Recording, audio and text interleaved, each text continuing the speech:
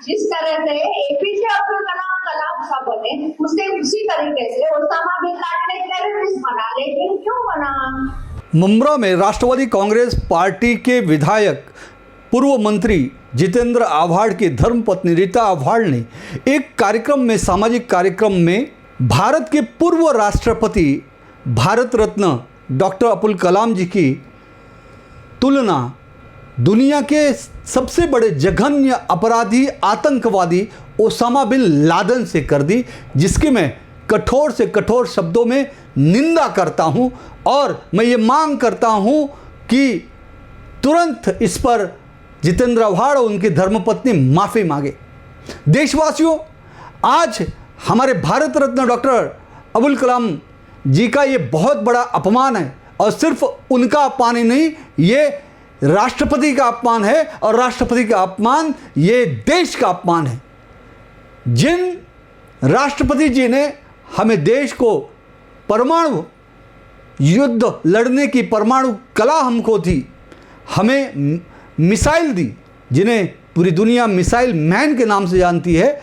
और जिन्होंने देश का नाम पूरी दुनिया में रोशन किया, देश के सर्वोच्च पद राष्ट्रपति पद पर बैठे, देश के सर्वोच्च पुरस्कार भारत रत्न पुरस्कार जिसको मिला, ऐसे भारत रत्न राष्ट्रपति जी को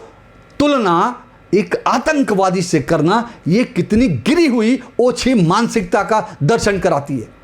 और ये जानबूझकर, क्योंकि महाराष्ट्र में विधानसभा का चुनाव सर पर है, इसलिए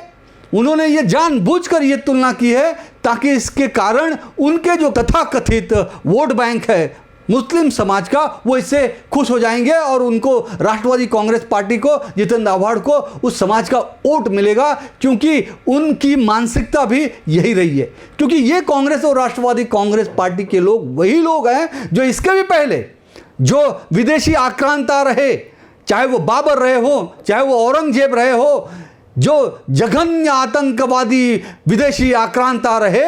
जो जीवन भर छत्रपति शिवाजी महाराज, छत्रपति संभाजी महाराज से लड़ते रहे, छत्रपति संभाजी महाराज की नृशंस जघन्य हत्या की, ऐसे हत्यारे आतंकवादियों का साथ देने वाले ये जितेंद्र आव्हाड और उनकी धर्मपत्नी की यही मान सकता है। लेकिन मैं मुंब्रा के